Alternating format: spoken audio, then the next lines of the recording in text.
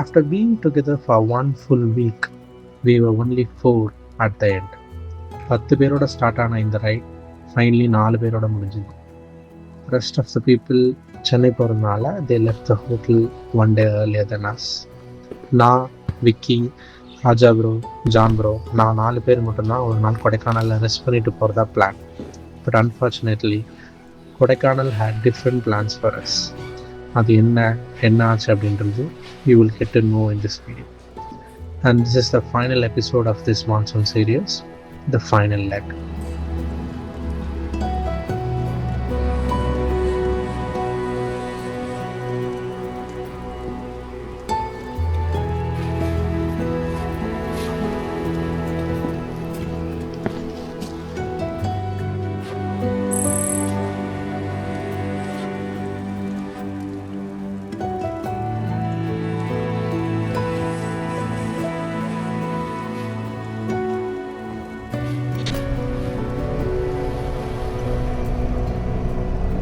What's up people, this is Prakash from One Life.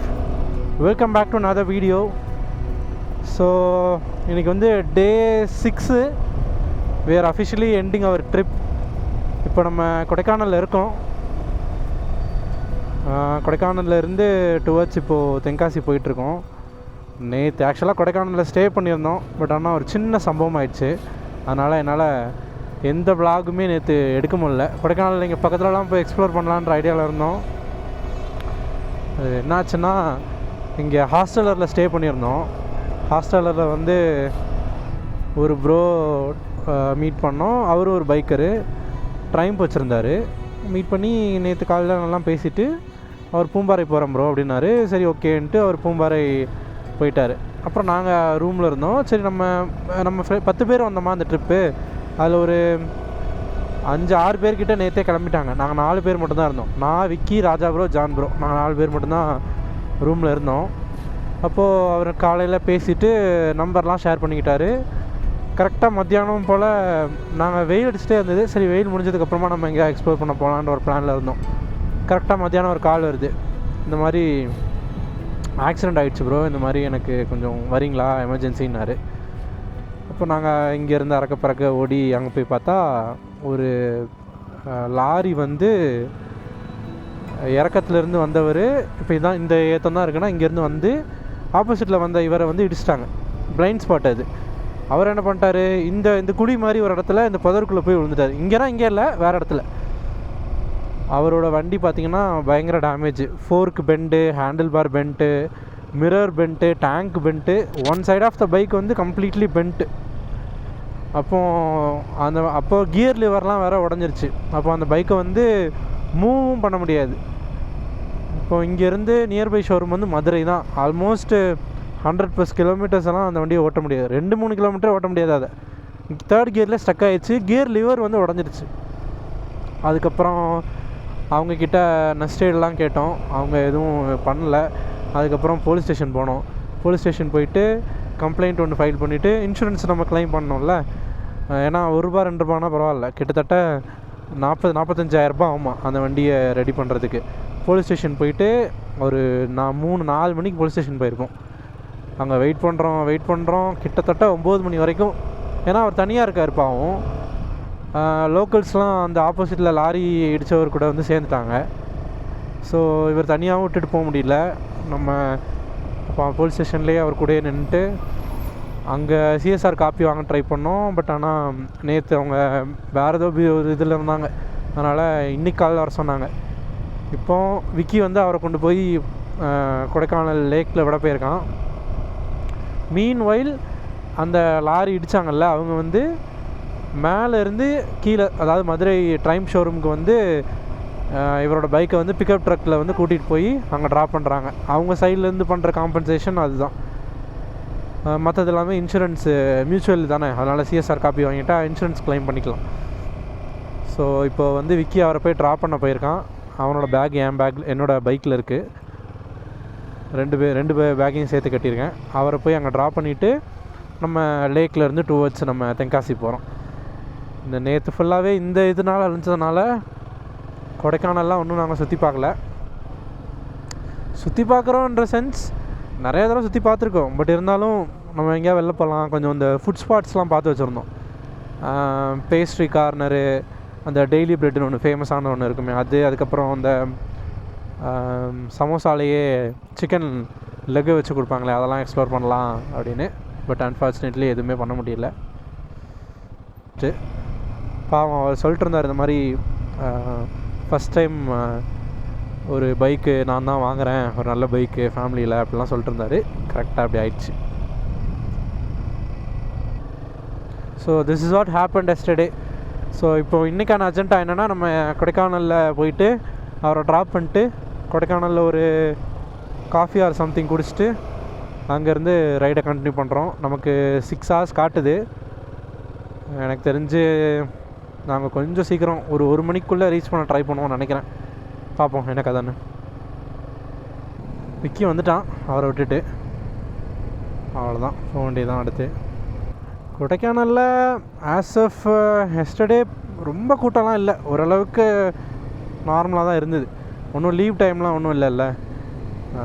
Saturday Sunday தான், but ஆனால் ஸ்கூல்ஸ்லாம் அந்தளவுக்கு பெருசாக லீவ் இல்லை. ஸோ அதனால் ரொம்பலாம் ரஷ் இல்லை. சொல்லப்போனால் இந்த லேக்கெல்லாம் சுற்றி வரோன்னா இன்ச் பை இன்ச்சாக நகரும். லக்கிலி நேற்று அவ்வளோ டிராஃபிக் இல்லை. நம்ம வண்டியில் ஸ்லைட்டாக ஹேண்டில் பார் கொஞ்சம், அதாவது கோன் செட் வீக்காக இருக்கிற மாதிரி இருக்குது. அது என்னென்னு ஊருக்கு போய் தான் பார்க்கணும்.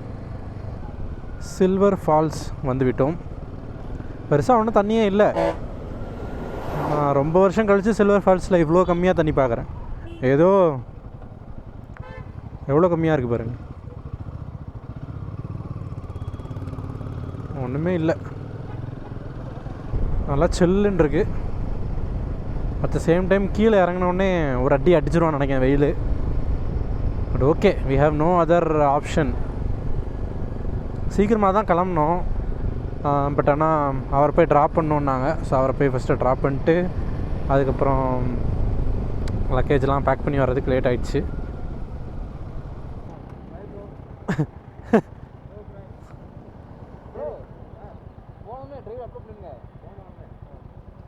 சரி, ஆமாம் ப்ரோ.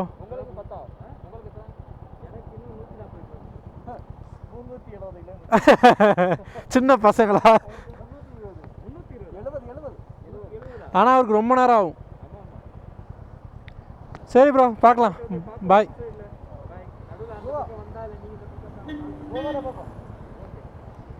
Bye bro.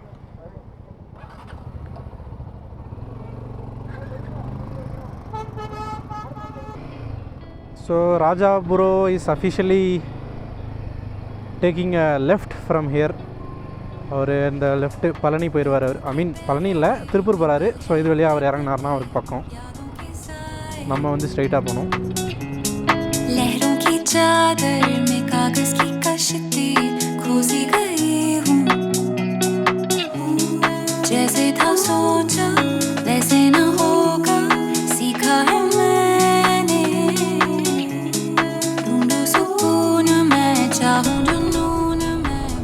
ஆல்மோஸ்ட் கீழே இறங்கிட்டோம். மேபி இன்னொரு 5 to 10 kilometers இருக்கும்னு நினைக்கிறேன். அது இந்த ரோட்லலாம் பஸ்ஸு போணுச்சுன்னா அவ்வளோதான், பின்னாடி போயிட்டே இருக்க வேண்டியதான். கீழே போயிட்டு நான், விக்கி, ஜான் ப்ரோ ஒரு பிரேக்ஃபாஸ்ட்டு சாப்பிட்டுட்டு ஜான் ப்ரோ டுவர்ட்ஸ் மதுரைக்கு போவார்னு நினைக்கிறேன். தெரில அவர் எப்படி போவார்னு தெரில. ஆனால் அவர் கன்னியாகுமரியோ எங்கேயோ போகணும். ஸோ கீழே போயிட்டு நாங்கள் எல்லோரும் பிரேக்ஃபாஸ்ட் சாப்பிட்டு ஜான் ப்ரோ வந்து டுவர்ட்ஸ் கன்னியாகுமரி அவர் டிவியேட் ஆகி போயிடுவார். நாங்கள்லாம் டிவியேட் ஆகி உசிலம்பட்டி, நானும் விக்கி மட்டும் டிவியேட் ஆகி உசிலம்பட்டி, கல்லுப்பட்டி, அது வழியாக அப்படியே தென்காசி. இதுதான் பிளான்.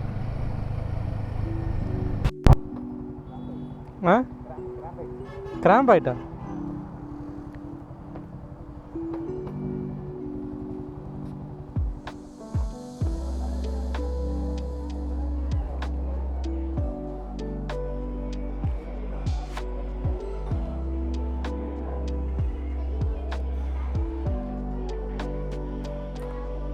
இப்போ தெரியுதா?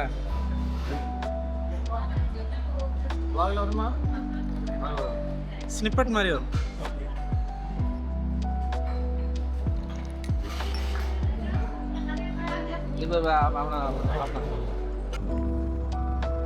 டெம்பிள் சிட்டி சூப்பராக இருந்துச்சு தோசை.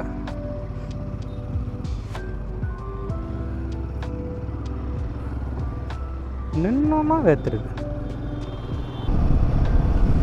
சாப்பிட்டு முடிச்சாச்சு. சாப்பிட்டு முடிச்சுட்டு கிளம்பிட்டோம். கரெக்டாக இங்கேருந்து 4 ஹவர்ஸு. மேபி இன்னும் ஒரு 1 ஹவர் ஆர் 2 ஹவர்ஸ் கழிச்சு ஒரு பிரேக் எடுத்துகிட்டு அடுத்து Tenkasi. That's the plan for today.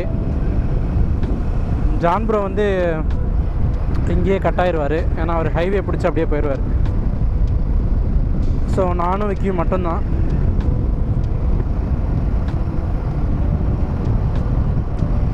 Sunglass மட்டும் இல்லைன்னு வச்சுக்கோங்களேன், ரொம்ப கஷ்டம்.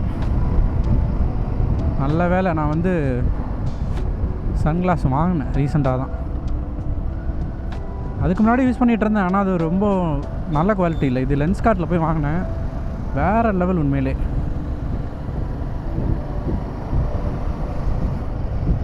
அப்படியே வெயிலை வந்து 50% கட் பண்ணிடும் இந்த சன்கிளாஸு.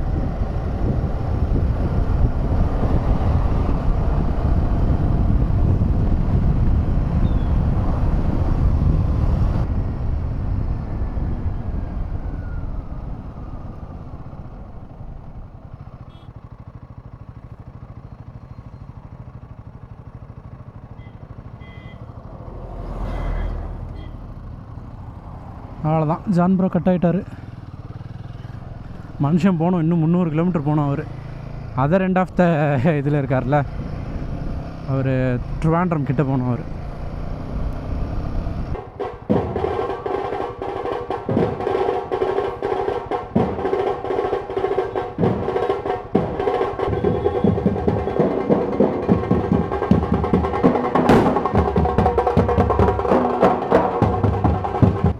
தாம்பூலத்தட்டை எடுத்துகிட்டு போகிறதுக்கு ஃப்ரண்ட்டில் முன்னாடி குரங்க ஆட விட்டு கிங்காங் ஆட விட்ருக்கானுங்க. இன்னும் 160 கிலோமீட்டர்ஸு, 3 hours 29 minutes காட்டுது. கொஞ்சம் ஹாட்டாக தான் இருக்குது, என்ன பண்ணுறது, வேறு வழி இல்லை. நடுவில் எங்கேயாவது அம்மாடி ஒரு 7500 ஸ்பீட் பிரேக்கர் வேறு வச்சுருக்கிறானுங்க. கரெக்டாக ஒரு 100 கிலோமீட்டர்ஸில் மேபி ஏதாவது ஒரு பிரேக்கு, 100 80 அதில் ஒரு பிரேக் எடுத்துகிட்டு அடுத்து அப்படியே கண்டினியூ பண்ண வேண்டியதான்.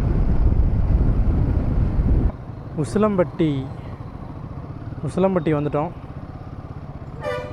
அடுத்து இங்கேருந்து ஒரு ரைட் எடுக்கிற மாதிரி இருக்கும். நம்ம மேப் எப்படி காட்டுதுன்னு தெரில. Tenkasi 111 take right. அப்படியே ஹீட்டு பார்த்திங்கன்னா இட்லி குப்பரைக்குள்ளே வச்ச மாதிரி இருக்குது, அந்த மாதிரி ஹீட்டு, சரியான ஹீட்டு. அப்படி போகும்போது அப்படி எடுத்து ஒரு பிடி குடிச்சிங்கன்னா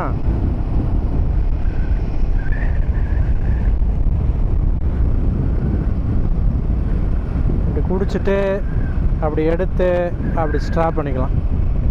ஹைட்ரேஷன் பிளாடர் வந்து இந்த மாதிரி நேரத்தில் தான் யூஸ்ஃபுல். விண்ட் பிளாஸ்ட்டு அடிச்சு அப்படியே நவுத்துது.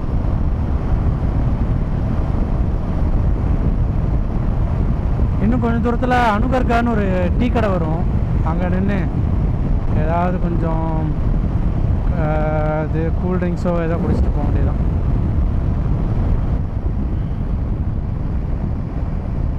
சரியான விண்ட் பிளாஸ்ட்டு. எப்போ ஹைவே விட்டு கீழே இறங்குவோன்னு இருக்கு. கிர்ங்குது. வெயிலோ பயங்கரம், 40-41 டிகிரி.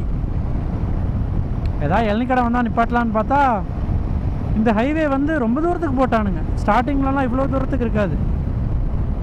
இப்போ ஆல்மோஸ்ட்டு ராஜபாளையம்லாம் வரைக்குமே இந்த ஹைவே போட்டாங்க போல்.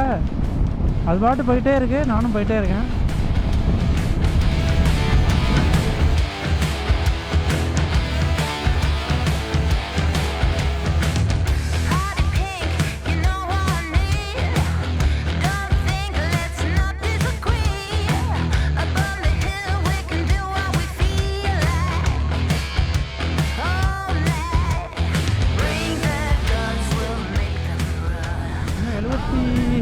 கிலோமீட்டர் இருக்குது.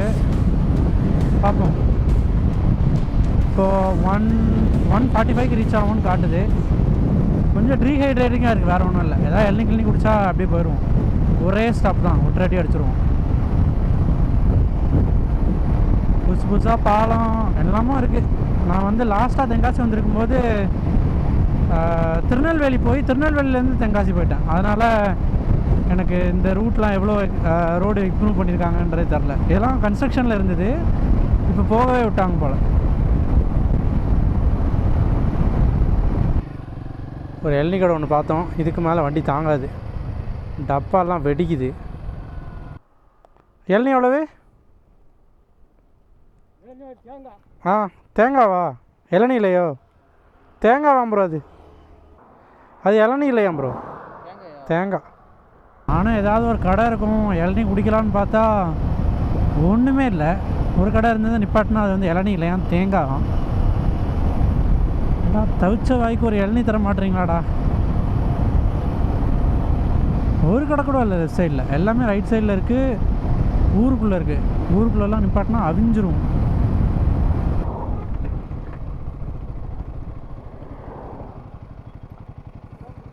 பிடிச்சிருவோம், முடியலை.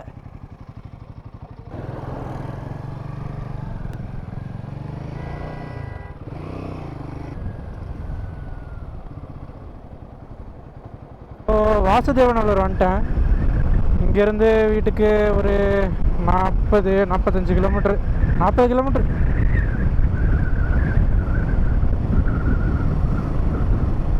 ஒரு மணி நேரம் 15 நிமிஷம் அந்த மாதிரி ஆகும். எந்த நிலமையில் போய் சேருவோன்னு தெரியாது. அடிக்கிற வெயிலில் அந்த மாதிரி வெயில் அடிக்குது. மத்தியானம் 1 மணியா? அதனால் சும்மா காட்டுன்னு காட்டுறான் பையன்.